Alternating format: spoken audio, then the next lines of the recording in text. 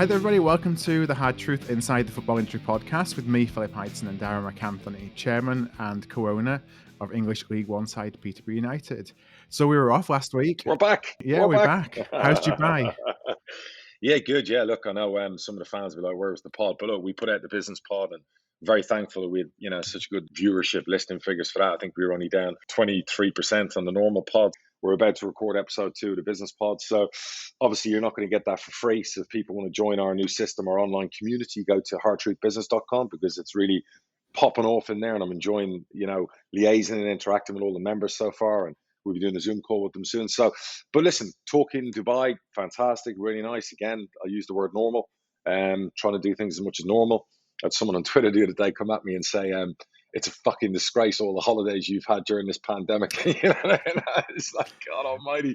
You can't win, can you? Do you know what? Another fucking bedwetter. You know what I mean? Hiding behind this couch. I was like, fucking, who's probably devastated that COVID's on its way out the door and getting its ass kicked. He's probably like, oh my God, I'm going to have to go back to normal. I'm going to have to leave my house. No more furlough checks. I'm going to be like, shit, I'm going to be back where I started before all this started. And that's bottom of the fucking ladder. Honest to God, people like that just piss me off. But yeah, look, you were out watching baseball with fans around you. I've seen the circus and is back in the fair in Florida, which is great to see. Someone sent me a big video of that. More and more states are opening up. I was doing all the COVID stats because, believe it or not, I take it seriously. I do the data every week. I think 25% now of over 18s in America have had one dose of the vaccine. Mm-hmm. So that's 1 in 4 of Americans. Because forget under 18s, as we all know, the real worry is over 18. So 1 in 4 of the population you worry about the most. And I think in Florida, we're up to nearly 50% of seniors. And I think we're down to 4% infection rates, which is the lowest in 12 months. Hospitalizations, the lowest. Mortality, the lowest. I think there was 60,000 infections compared to 300,000 infections 2 months ago.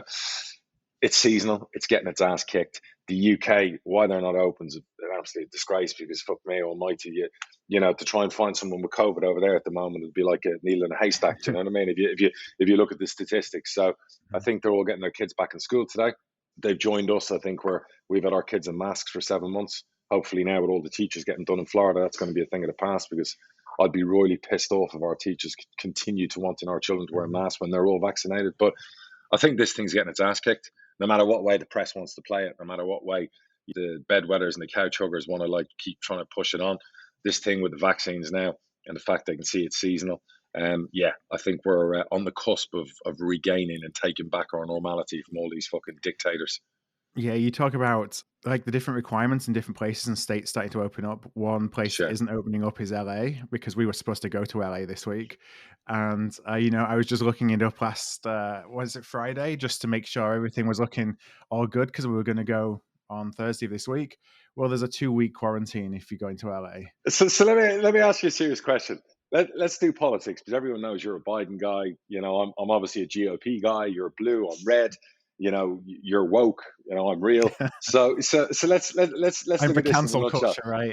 You're for cancel culture. I'm for obviously anti-cancel culture. But let's look at this from this perspective. So you are from California, where you spent a long time, and obviously you're a good lady. Gavin Newsom should be recalled, is about to get recalled, unless I think the Dems are now worrying about voter verification all of a sudden, where it wasn't such a big deal 3 months ago. Now it's a big concern about the 2 million people who've signed for Newsom to be detained and got rid of. Would you have signed a recall Gavin Newsom? Let me test your blue litmus here. Would you have signed to recall him if you'd been locked up for the last 12 months? Yeah. Okay, good. Next question before because I know there's a but always with you Dems. So the next question would be, we live in Florida and we've seen in the news that, Cuomo's the hero and Newsom's the golden governor. Obviously, Ron DeSantis is Death DeSantis and the worst governor in America. The coverage he's had has been absolutely horrible, putrid, because obviously he's a Trump confidant. He's a MAGA lover, and they'll go with him if he decides to run for president. But would you agree, and again, I'm going to ask you simply yes or no, would you agree he's been unfairly vilified compared to those 2 wankers I've just mentioned? That's a hard one. Oh, fuck me almighty. There's nothing hard about that question because science and data, you're the party of science and data. All I would say is that I don't necessarily trust his data. Don't buy into that fucking blue anon shit that you Dems love. Don't, don't. I get you. I read the data from everywhere, including the CDC. Trust me, that's a complete myth about the data. All that data is verified by hospitals, insurance boards, certifications, death certificates. You can't hide that shit. I know Como did his best, and we're finding out he's the one who hit all that stuff, but it always comes to the surface. And if the one thing we've learned in the last 12 months is anything, if there was anything on him, it would have been outed by now big time. Yeah. And it would have been front and center in every news media. So, look, you don't have to like him, but you have to agree he's in a different class from those two numbnuts I've just mentioned. What I gotta say is, I didn't really appreciate how much I take for granted that we can make our own decisions. Because I just assumed that we made the decisions that we felt safe to go to LA, and we felt safe that while we were in LA, we would be able to do things that would keep us safe. The thought didn't even come to my mind that there may be rules that would stop us having that ability of free thought. And I think that we don't realize what it's like here because we just assume it's like this everywhere. Take it for granted. And We that do. really surprised me. 100%. And I spoke to you about being in the UK during all of this, and people don't realize what they miss about having the freedom of choice to make decisions for themselves. And, making that decision that you're going to basically, if you want to take that percentage risk, whatever it is, if you want to send your children to school, you have the choice to go yes or no. It's like everyone wanted to go about Texas who said, we're open. There's no mask mandate. You can do what you want. What everyone forgot in there was you're still allowed to wear a mask. You're still allowed not go to crowded places. You're still allowed to stay home. You're still allowed shelter in place. Nobody's saying you can't. What they're doing basically is they're going back to the Constitution, where your fundamental rights, as an individual, as a citizen, you can make those decisions for yourself. Simple. People want to find things that fit their own narrative. I think of, we've mentioned on a couple of times how we've spent some time just down the road here at Disney and Disney opening. And, when that happened, you would see all the press saying how, well, Disney's going to be a super spreader event and how dare they, it's Florida, it's going to, and of course, what do they find? Well, nothing because of how well they handle it. But people who aren't there and don't see it can take the what the media or the press or what fits their narrative and blow it out of proportion.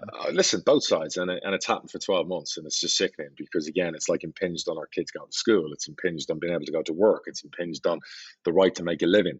It's impinged on you leaving your house when you want to. So this thing is not going to. I always say to my wife that there will be a movie to be made in years to come on the shit that's happened in 2020 and the decisions made by leaders of the world who are like held up as this like gold standard, like that bird in New Zealand, you know what I mean, who like thinks she's like God on stilts because of a small little place on an island that locked itself off, the guy in Australia.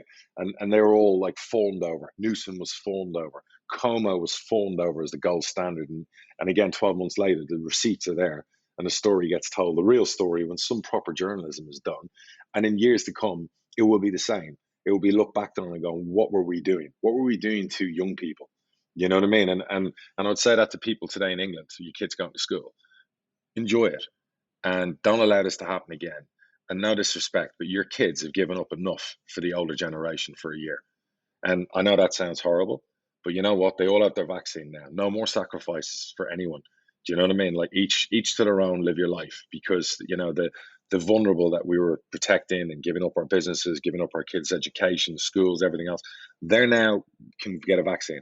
There is no excuse now to not allow people open their business, their kids go back to school, because we're meant to follow this whole once the vaccine's here, we get back to normal. So let's get on with it. Anyway, enough about COVID. The good news is it's getting beaten. Let's talk football. Let's talk Bradford. Bradford are on fire. Fuck me, the form team in the country, aren't they? It's pretty incredible that it keeps on going. I think we're looking a little bit leggy at the moment, but I think there's we'll see how we respond to that because we've got some good strength in depth that we didn't have a few months ago. But no, we continued. We beat Walsall away. We beat Mansfield at home since we last spoke. We drew 1-1 with a last-minute equaliser to Bolton. Bolton were the best team we've played all season, by far. We spoke about them at the start of the season. It would take 10, 15 games for that, Goliath of a team like a Bradford, that it would take time with all those new signings. And obviously Bolton have found their form. And you would fancy them now to be definitely there in the picture, right? Oh yeah, I fancy them for automatic. The thing that the gap between the playoffs and automatic isn't that big, so anybody who gets in the playoffs has just as good a chance of getting automatic as those in the automatic spaces right now. Correct. Where are you right now on the table? Where's Bradford?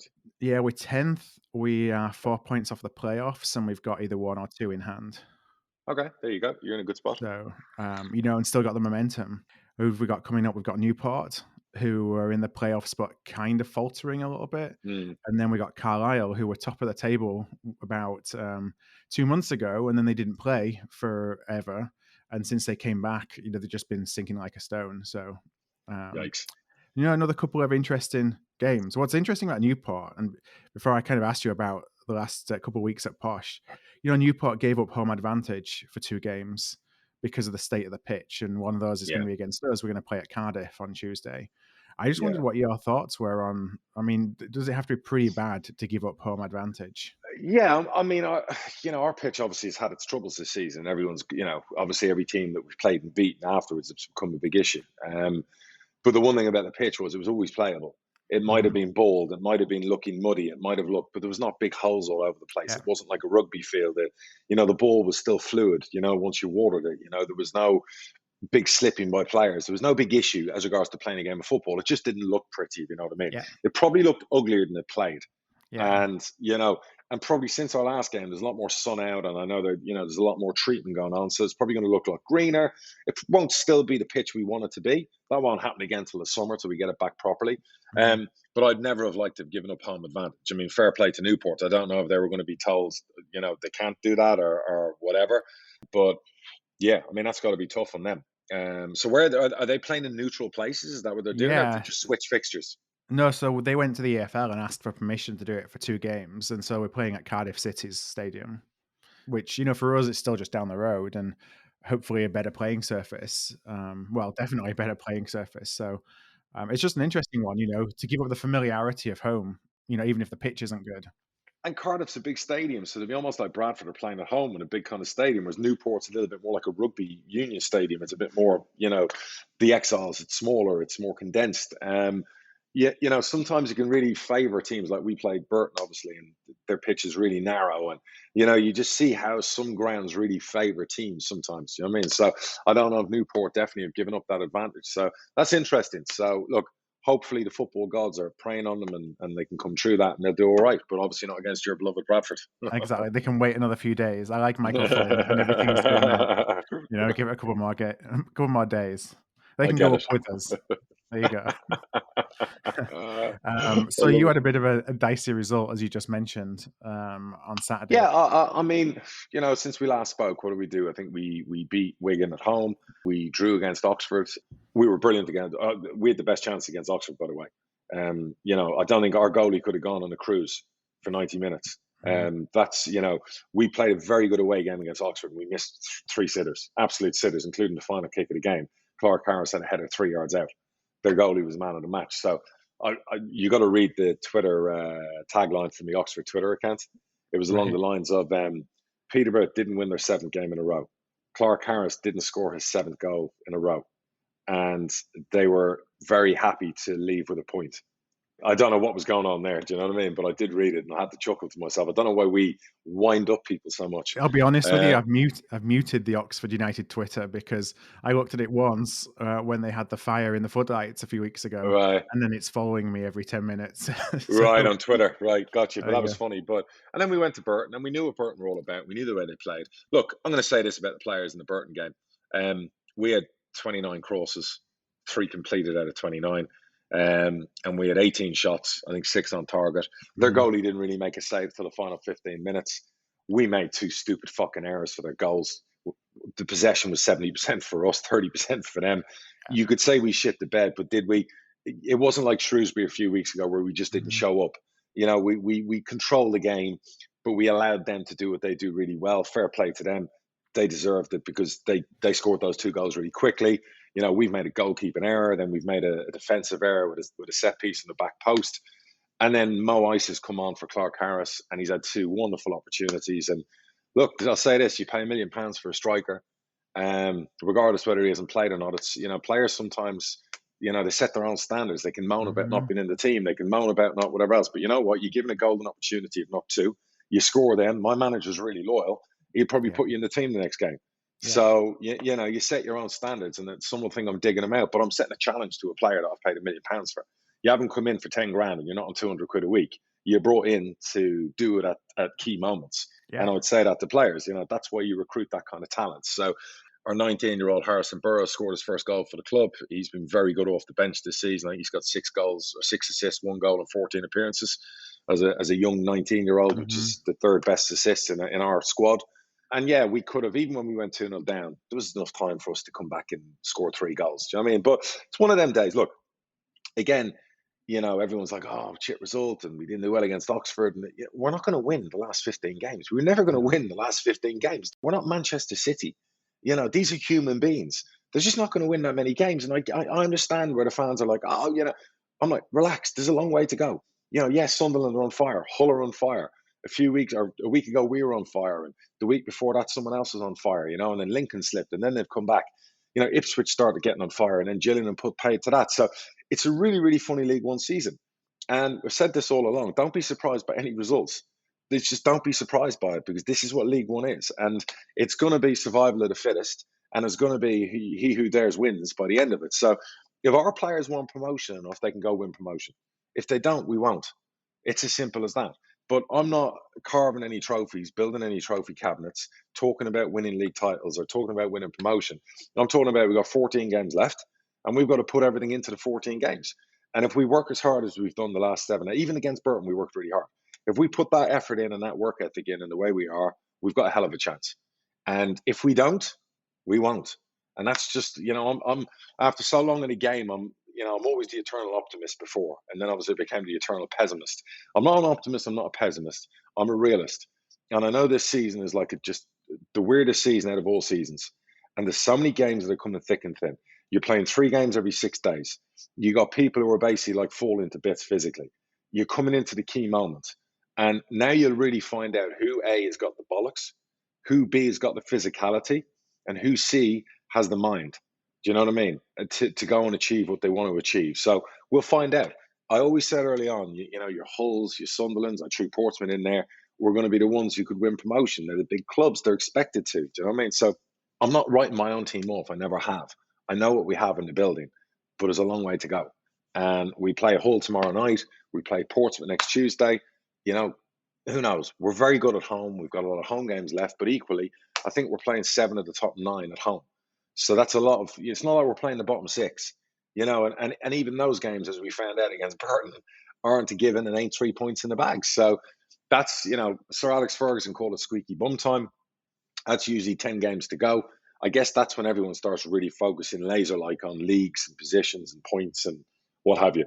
But even when people told me a week ago we were X amount, I didn't even know how many points we were clear, because I really didn't fucking care, because I know the amount of games we're playing, it changes by game 3. Yeah. I mean, that's the weird thing this year, isn't it? Like the momentum can go both ways very quickly, because you're playing 3 games a week. Massively. And we lost, undoubtedly the best central midfielder in League One, and Jack Taylor. Yeah. Ben Whiteman was the guy before that. He left for the Championship. Jack Taylor is the best central midfielder in League One by a fucking country mile. And he ripped his hamstring. And, he's out for like 6 weeks. And we lost him, obviously, before the Oxford game. And fair play to Ethan Hamilton. He's come in and he's done really, really well. And you know what? He might be just as good a replacement for Jack. We haven't seen the best of him yet. But now I guess this is what gives these players a chance, the Burrows of the world, and him a chance, Mo Weiss a chance. If the first team isn't at it, and you get called up, go in and do it. Go deliver. Go get your place in the team. I was talking to my daughter earlier, didn't get into the volleyball team the weekend. She came in and out. She didn't play a lot yesterday. And I said, well, if you lose, go ask the coach, what more have you got to do? And the coach might say, well, when I do put you in, you got to stand out. Okay, great. Same with our squad players and younger players. You're all going to be used. There's a lot of games to go. So get your finger out. And when you're called upon, go and do something special. Harrison Burrows, a 19-year-old on Saturday, did. He scored his first goal. 2 games before, he turned the game around when he came on and we beat Wigan. That's making a difference. So if you're an Isa, if you're a Ricky J. Jones, if you're whoever coming off the bench, or an Ethan Hamilton in the team, go get the game by the scruff of the neck, win us the game and keep your place. Because that's how football works. So, yeah, but again, long way to go. Well, there's been a bit of a merry-go-round, as the typically. There's no sign of the managerial merry-go-round slowing down. So the last couple of weeks, first of all, we've had Paul Cook. We talked about him when we were talking about managers a couple of weeks ago. I'm giving out free advice. I'm not getting paid for this advice. These people are listening. You need to become an agent. Hey, Do you know what? I'm reading a really good book on agents and movies, CAA. It's fantastic at the moment in the pool. And I should have been an agent. I should have been a Jerry Maguire type agent, either in movies or sports. I'd have made more money in that than selling houses. But no word of a lie, Paul Cook was a really, really good appointment. Really good appointment. I mean, that's whether Ipswich are promoted this season or next year, it's guaranteed they're getting promoted. So take that to the bank, put your bets on. If the bookies are listening, the odds will shorten, but Ipswich are going up to the Championship. What do you make of Marcus Evans selling up? Yeah, I think it's probably the right thing for him to do. I think he's on a hide into nothing. I was almost going to reach out to him for this podcast before that deal was announced and say, look, Marcus, come on a podcast with me. You know, let's talk. Let's let fans hear you as I've heard you before, because I think fans would like him. And I think he's done himself a disservice from being behind the scenes so much, because he's a likable guy. And I think he could have won over the Portman Road faithful. I think if he'd, like, I've done podcasts with their fans, a really good set of fans. And I think if he'd applied himself better, I don't know who to blame for this, whether it's his CEO or the people of the club, or maybe him himself. But if he'd put himself there a little bit more, I think he could have had a really successful run. Now, I don't know about his personal business, but I imagine being in the ticket touting business, the sports business, and leisure industry, he's been fucking decimated the last 12 months like everyone else. I'd imagine there's part of him thinking, I don't need the hassle of football. I don't need the expense. I need to rebuild my business. I don't know. I could be talking through my arse because I can't speak for someone else. But I would imagine the right offer came along. I would imagine there's a lot more than 20 million on the table now in Marcus. I would imagine there's a lot of caveats in there and incentives with promotions. I'd say Marcus has invested probably, I don't know, 60, 70 million. In Ipswich, they've said 100 million. I'd say maybe 60, 70. And by the time he's finished and the time they come again, he'll probably get back 60, 70% of it. So, okay, it didn't work for him. But, you know, it's a shame because, like I've always said, I don't mind owners in the game who are good owners. And what I mean by good owners is owners who always pay their bills, owners who never let a club fall into trouble. And I know fans give him a hard time, but I don't think there's ever been a time Ipswich have missed a payday. And in the current times and what we've seen in the last few years with Bury, with Wigan, with Bolton, I think there's a lot to be said for owners who pay their bills on time, regardless whether the club's winning football games. It's funny, you know, what does football fans sometimes value? It's like they don't necessarily think of those things, and it's you got to be visible and you got to be until they happen. Transparent. Until they happen. Right. Yeah, until they happen. You know, yeah. Be careful what you've got. And be careful what you wish for. And that's it. You know, it's like, you know, you bin your missus, you bring a new model in, and, you know, she turns out to be a fucking pain in the arse. Do you know what I mean? And you're thinking, fuck, this is going to get costly now. So be careful what you wish for. The grass isn't always greener, you know, on the other side. So it's the same in football with fans and owners. And it's a really, really fine balance. But I'd say to any owner, try and be transparent. Try and be as credible with fans as you can be, and give them time. Don't hide behind the big corporate tower. Don't hide behind agents. Don't hide behind technical directors and whatever. Fucking meet the fans yourself. And don't promise them the world. Just, you know, be very chilled about it. You know, says me, you like promises Premier League football to Peter, you know. But yeah, so having been in it now this long, I would just say that's how I would do it. But anyway, look, they're going to be fine. I don't know much about the new owners. I don't know much about Wigan's new owners. But like I said, I just hope that they're in the vein of the bills will get paid on time. What about Darren Moore going to Sheffield Wednesday? That seemed like a bit out of the blue.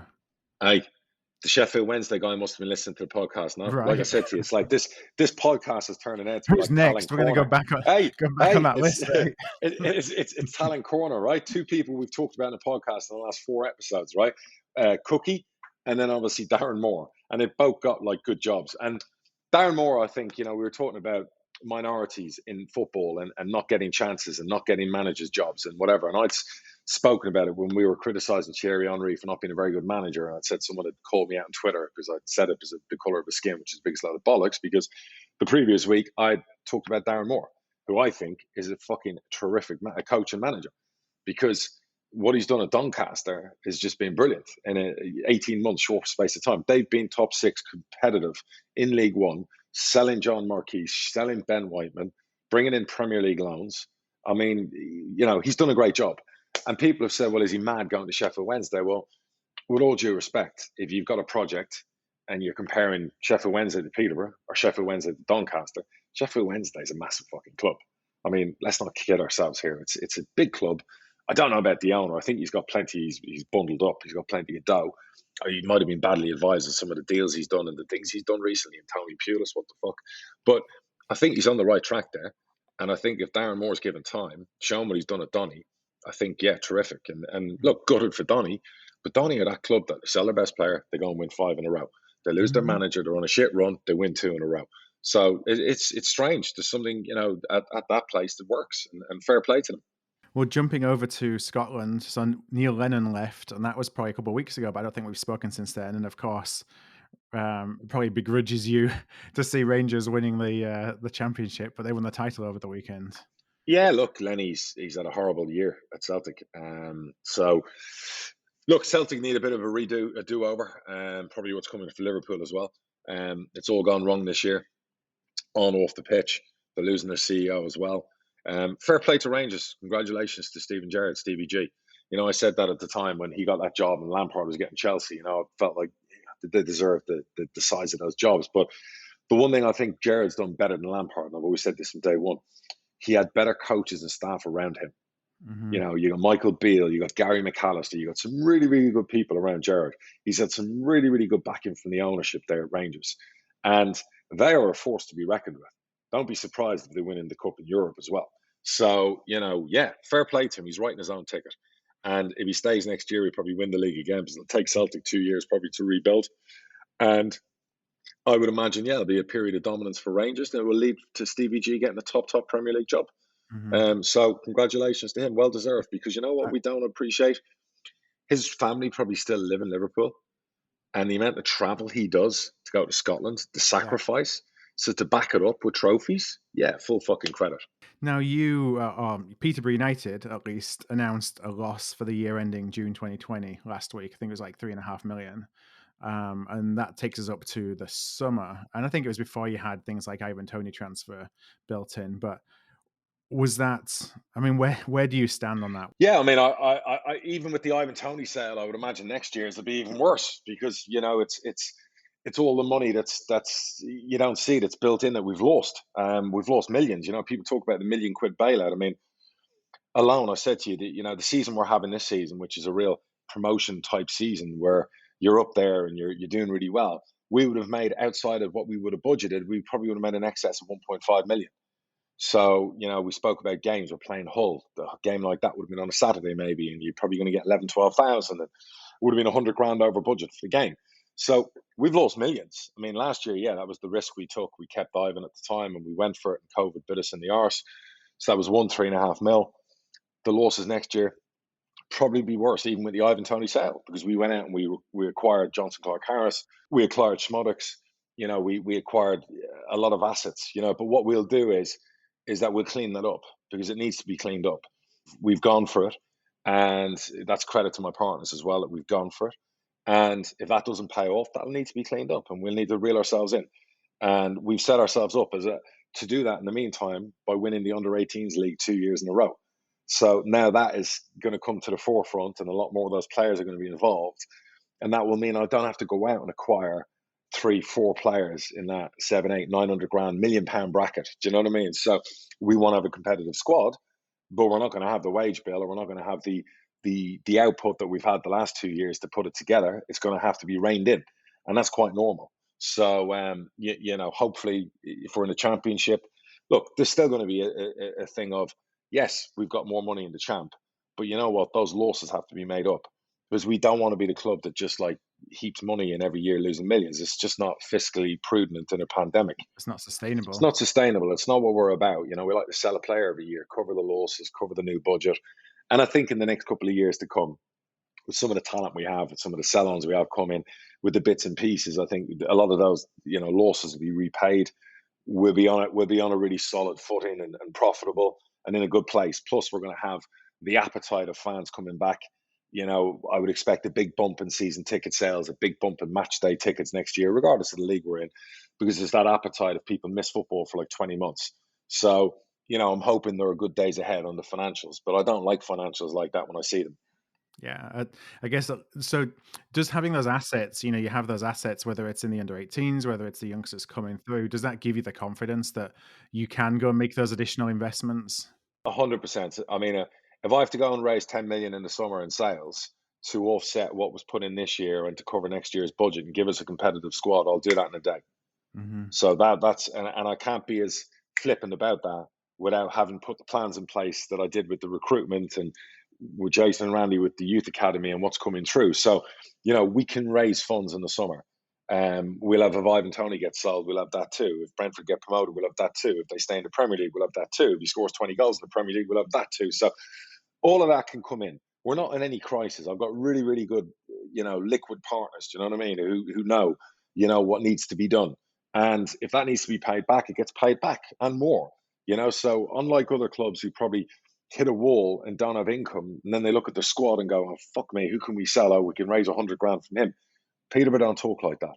We'll go, well, we'll raise 4 million from him. We'll raise 3 from him. And that's the kind of business we do. And that's the kind of business I would expect us to do. If it goes the other way and we're in the championship, now we're talking, if we have to wait till January and sell then, now we're talking bigger numbers. Because one of our young talents suddenly does something special in 5 months. By January, you're talking 14s, 15s, 16s. Now you're talking turn everything around money. Isn't it interesting how, valuations, I was thinking about this the other day. You're in League Two and a valuation for a top player, let's say it's $1 million to $2 million. If you're in League Two, it's $1 million. It's yeah, $1 million. Then if you're in League One, then at the very top you showed what you could get from Ivan Toney being such a special talent. But most clubs aren't going to get that kind of money. But then you go up into the championship and look at an Ollie Watkins and it's now 30. 3 of the last 4 biggest transfers in League One, I think I did those deals, sales wise. So it can be done. And one of them, the biggest, was in a pandemic. So again, bucking the trend that it can be done. But you're right, the disparity because the snobbery factor. The Premier League aren't going to go and drop 10 million on a League One player because it's a League One player. Like I said to you last week, West Ham spoke to Baz and said what a regret they had about the Ivan Toney thing. That they should have gone in and, done it in the summer and their manager liked him, but they didn't because he's League One. Well, if they're going to have to go and buy him now, they're probably going to have to pay 35 million, but they're having a brilliant season, so it didn't make a difference anyway. But, again, if the snobbery reduces, then we can see better fees in League One. But I think it's going to take a little bit longer to get there. And if anything the pandemic can bring that's positive, it might be that without all the foreign deals is a bit more domestic business done. Yeah, there needs to be a few more Ivan Toneys who leave League One and do well for people to have the confidence. Exactly. And what you need to see is that Ollie Watkins can do really well in the Prem.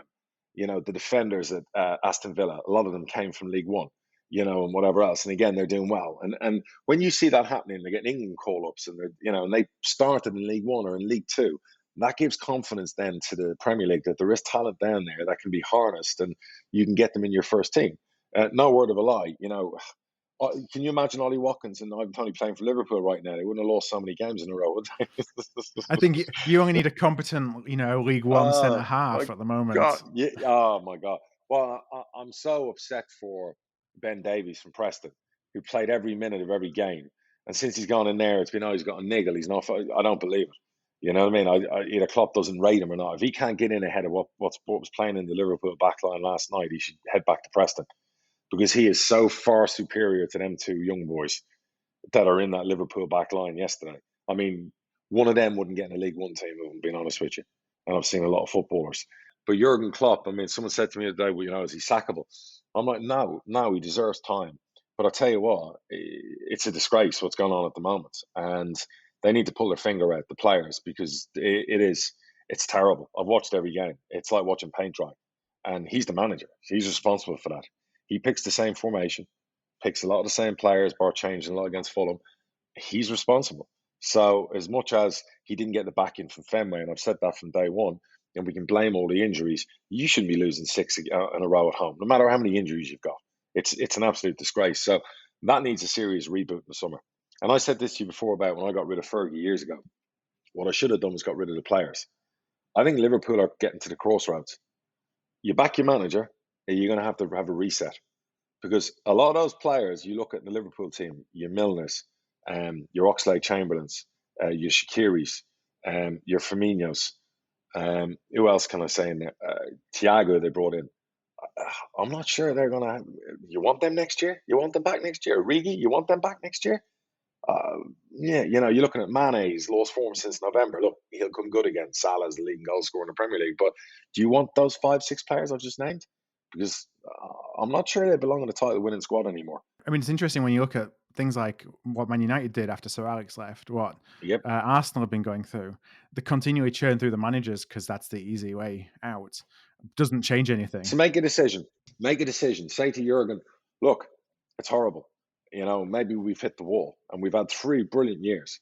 And now that we've hit the wall, I've always said this: when you flog a dead horse for so long, you have to change it up. So maybe it's time in the summer. They're going to probably have to move 7, 8 on, and they're probably going to have to bring in 5, 6 young, enthusiastic, talented players who want to do all the 7 days a week training, run 14 miles a game, and go through the whole Klopp thing and the way he manages, and buy into that and whatever, and then mixed in there with your 4 or 5 world class players they already have, and then get going again. So that's what they're going to have to do. Missing the Champions League is going to make it really, really difficult, because they're not going to have the money, and they're not going to be able to attract some of the best young talent out there. So yeah, it's a tricky period for them, but you back the manager. I'll tell you, a team that was looking in trouble now is Newcastle. They probably felt like that there was enough of a gap with Fulham that they, could get by and they'd get out of this and they didn't have to worry about it. And all of a sudden, with Fulham's run, I watched them play West Brom. Mm-hmm. Yesterday, West Brom were much better than them. Yeah, Brucey's lost it there, and he's obviously had the row during the week. I forget what's the name of the player. Matt Ritchie. So yeah, he's had a big bust up in training with him, and that's obviously leaked. No, still not looking good for Brucey. Yeah, that's very precarious where they are. You look at Fulham last night, a much better team than Newcastle. Their manager's getting a lot of credit, but I actually go the other way and think, looking at their team and the pace in their team, they shouldn't be in the bottom 3. Mm-hmm. I actually would be critical of him, and think they should be doing better. Yeah. Looking at the players they have, and they've got some really, really good pace in their team. I was actually quite jealous as a Liverpool fan watching them attack us yesterday.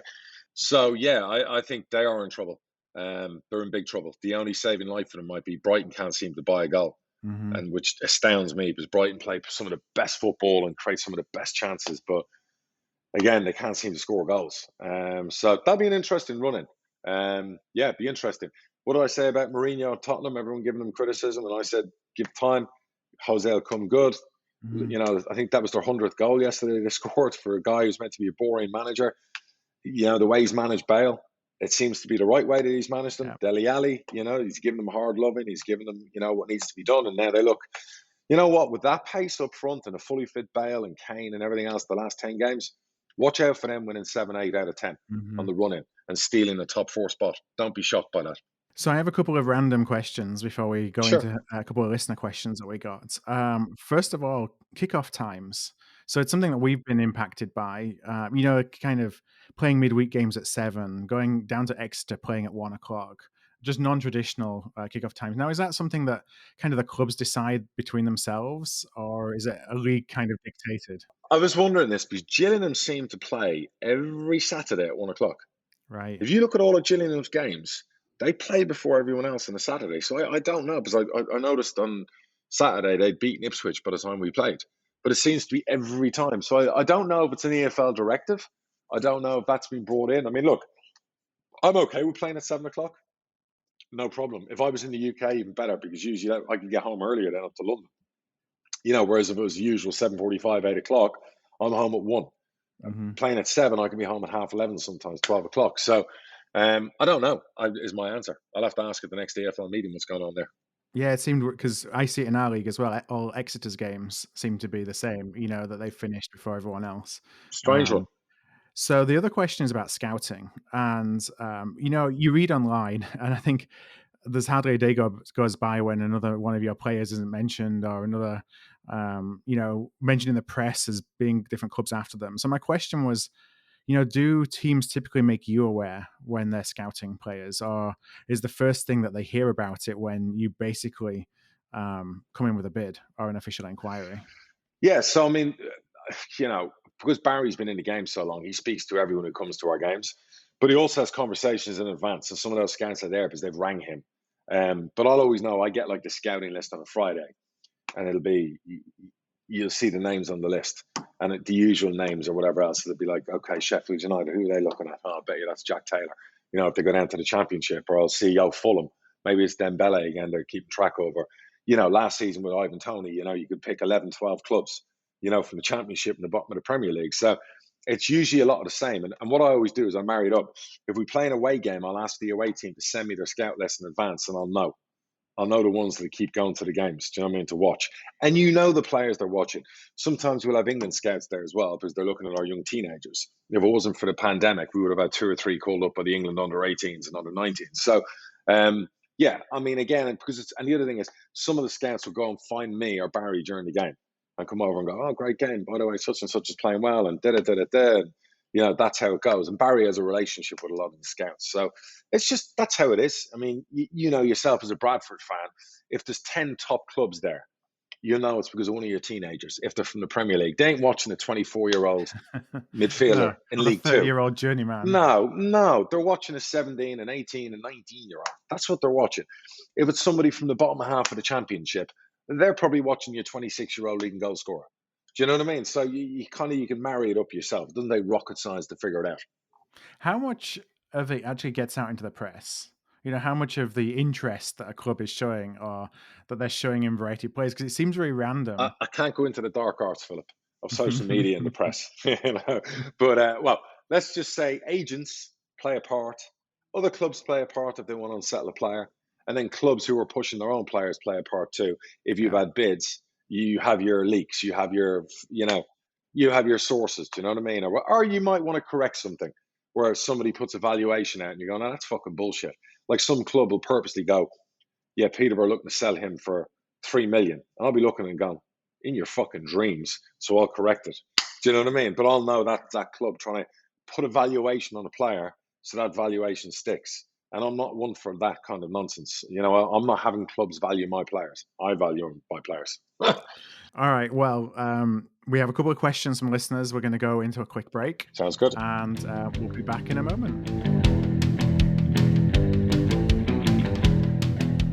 Hi, everybody. Welcome back to the pod. We've got a couple of listener questions this week, or questions from a couple of listeners. I should put it that way, because there's a couple of multiple part questions coming your way. The first one is from Zach Dalton. Zach says, last week in Serie B, Brescia's manager was sent to the stands, so the chairman, who's the ex-Leeds owner Massimo Cellino, decided he would stand on the touchline as his manager couldn't, to give his own instructions to the players and make his own substitutions. What do you think there of this conduct? Lunacy. No, I mean, what does it say to your coaches? What does it say to everyone else? I mean, it's not just the manager, there's staff. There's like, you know, the idea that I would like override the assistant manager, the first team coach, the goalie coach, the fucking, even the sports scientist. I mean, you know, your under 18s coaches, your under 21 coaches, you know, no, I mean, I don't know what the players would be thinking as well. They must be looking at it going, what on earth is going on? So, no, that's fucking lunacy. So the funny, interesting kind of follow-up question is, how do you think you would do as a manager on the touchline? If I'm being really honest with you, because I know what I'm like, I'm a motivator. And it's how I manage and build businesses. And I motivate young people in particular. And we recruit a lot of young people. And I'll be really honest without being arrogant. If I went and did my badges, I think I'd do okay. You know, I've seen other people. You know, Mark Warburton's gone in from being stockbroken and whatever else, and he's done really, really well. So I think, yeah, I don't think I'd have an issue being a manager. If I'm going to blow my own trumpet, I wouldn't be the worst manager in the world, that's for sure. I'd be too emotional. I'd probably end up getting like yellow carded and whatever else by referees. I'd have that kind of problem. I'd probably like beat a few players up and have a few scraps. But no, I'd be all right. I think I'd be fine. Maybe I'll do my badges one day. What kind of owner do you think you'd need to be able to put up with? Oh my God, almighty! Well, I'm a chameleon. I can handle people of all different characters. I've always said, we talk about it in the business part about you need to be a good chameleon, you know, to be a great salesperson. I think I can handle all types of owners. The one asset I have is I'm a good communicator. So I can communicate and handle the politics above and then handle the needs of players below. You know what I mean? So, and I think that's what you need. And so much of management's firefighting nowadays. I've done so many LMA favors where I've spoke to young up and coming managers who are doing their courses and their badges. They want to know what it's like they probably hear I'm a lunatic. So let's get MacAnthony in to talk to some of these young managers, and they love it by the end because, you know, I'm giving them an insight into how to deal with above and how to deal with middle management and below. It's the owners you can never get FaceTime with are the problematic ones because you never know what they're thinking. So I got a question talking about, you know, talking yourself up for different job interviews. So this is Tom Clark, who's a Posh and Shamrock fan in Kildare. And Tom says, in a previous podcast, you mentioned that a role with the FAI may interest you at some point. So his question is, what do you think you could bring to a role in an international setting, with the experience you've had from a football club being at a domestic? Everything. And again, I'll blow my own trumpet. I've been in football 15 years. I know recruitment, I know coaching, I know everything from academy to the top. And people can say, well, you've done it in League One and the Championship, and that doesn't make it international level. No, but when you know football inside out, and you know all the elements, and you know all the ingredients, and you know how to deal with all the different characters, what could I bring? If the FAI approached me and they had an issue and they needed someone to come in and rip up everything and start everything again and reset a plan for the youth levels, to women's football, to men's football, to youth football, to top international football, to raising money because they haven't got enough money in the bank, to corporate sponsorship. Because I've been a CEO, I've been a chairman, I've been basically a football director, you're pretty much getting all of that. So I don't know, if I was a little bit older and it was something like, it was an attractive thing to me because I'm Irish and I'd love to give back. And of course, I have value, so they're going to have to pay me. But someone like me going in there and turning that upside down could probably set them on a course for a long period of success, because that's what it needs sometimes. It needs outside eyes. It needs no politics. It needs no bullshit. It needs no, yes, I wear a suit and tie, but I'm not really a suit. Yeah. So, I can relate to fans, I can relate to players, I can relate to coaches, and then I've got the business brain as well. So there's all of that there. And if they wanted to write me a big check to go in and design a new blueprint for them and to put it together for a couple of years, of course I'd do it. I've been offered jobs inside of football, even when I've owned a club, and I've turned them down, by bigger clubs, to come in and do the things I've done when it comes to what I've done with Posh. So, would there be a time I'd look at that? Quite possibly. Do you know what I mean? At the end of the day, if you can stay in the industry, get paid for staying in the industry, but make an actual difference and be an asset, well, absolutely, I'm your guy, Now, it's probably a stupid question, but the data model and the scouting model that you have for talent spotting from a club perspective, would that would easily port over to an international environment? Easily, very easily. And also knowing the issues that a lot of international teams have with clubs when it comes to calling up players and, game management, time management, and right down to training grounds and what players need and what staff need and what clubs then you're taking players from need and all of those things there. Sometimes communication and transparency is your biggest enemy because it's not there in abundance. And that's one of the things I'd make really clear that, you have to have that cohesion between all parties. And that will make for a really, really successful international team. Whether you're Ireland or whether you're the Faroe Islands or whether you're whatever else, you have to have a system. You have to have a blueprint in place. Lots of places don't. I've been offered gigs in the past. It's been to come in and write a blueprint and a 3-year project and get paid a figure from the start to the finish and do this and whatever. And that's shit I could do in my sleep because I've been doing this in football for a long time. So, but I'm probably too young for that crap yet. You know what I mean? So it's like, I've got people on the FA board, by the way.